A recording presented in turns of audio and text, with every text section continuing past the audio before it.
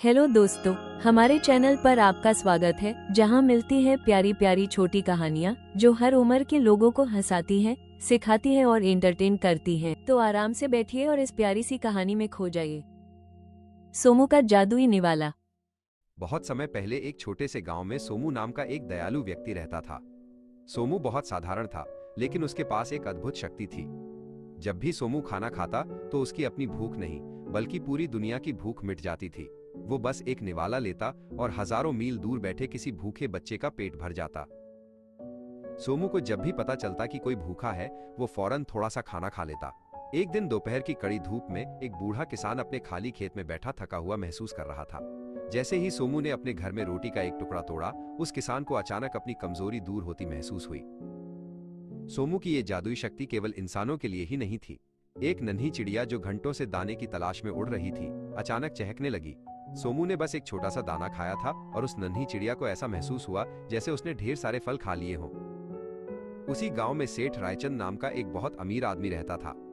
वो अपनी ऊंची हवेली में बैठा हमेशा पैसों के बारे में सोचता रहता था। वो गांव वालों को बहुत महंगे दामों पर अनाज बेचता था। जब उसे पता चला कि अब कोई उसका अनाज नहीं खरीद रहा क्योंकि किसी को भूख ही नहीं लगती, तो वो बहुत गुस्से में आ गया। सेठ रायचंद ने खिड़की से बाहर देखा। उसने देखा कि एक गरीब गांव वाला खुशी से नाच रहा था, क्योंकि उसे अब दाने दाने के लिए सेठ के आगे हाथ नहीं फैलाने पड़ रहे थे। ये देखकर सेठ की ईर्ष्या और भी बढ़ गई। उसने सोचा, अगर सब ऐसे ही बिना खरीदे पेट भर लेंगे तो मैं और अमीर कैसे बनूंगा।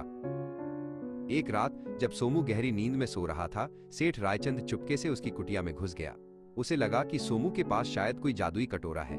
उसने अंधेरे में सोमू के पास रखा लकड़ी का पुराना कटोरा चुरा लिया और अपनी हवेली की ओर भाग गया। अपनी हवेली पहुंचकर सेठ रायचंद ने उस कटोरे में ढेर सारा कीमती खाना भरा और उसे खाने लगा। वो खाता गया और खाता गया, लेकिन उसे जादू महसूस नहीं हुआ। इसके विपरीत उसे और भी ज्यादा भूख लगने लगी और उसका पेट भारी होने लगा। उसे समझ नहीं आ रहा था कि जादू काम क्यों नहीं कर रहा। अगली सुबह सोमू सोकर उठा और उसने देखा कि उसका कटोरा गायब है। वो समझ गया कि क्या हुआ है।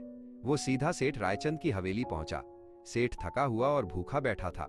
सोमू ने नरमी से कहा, सेठ जी, जादू कटोरे में नहीं, बल्कि दूसरों की मदद करने की नीयत में है।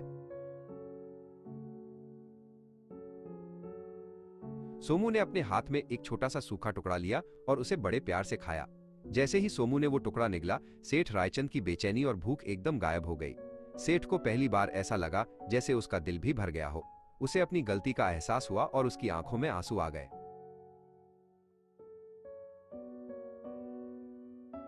सेठ रायचंद ने सोमू से माफी मांगी और अपने अनाज के गोदाम सबके लिए खोल दिए। अब सोमू और सेठ मिलकर काम करते थे। सोमू थोड़ा सा खाता ताकि दुनिया की भूख मिटे, और सेठ वो अनाज उन लोगों में बांटता जिन्हें काम करने की ताकत चाहिए थी। पूरा गांव और पूरी दुनिया अब खुश और तृप्त थी।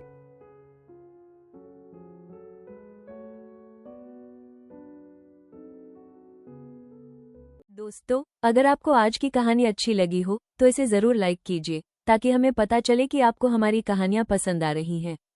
और हाँ, इस कहानी को अपने दोस्तों और परिवार के साथ शेयर करना मत भूलिए, क्योंकि खुशियां बांटने से और भी बढ़ जाती हैं।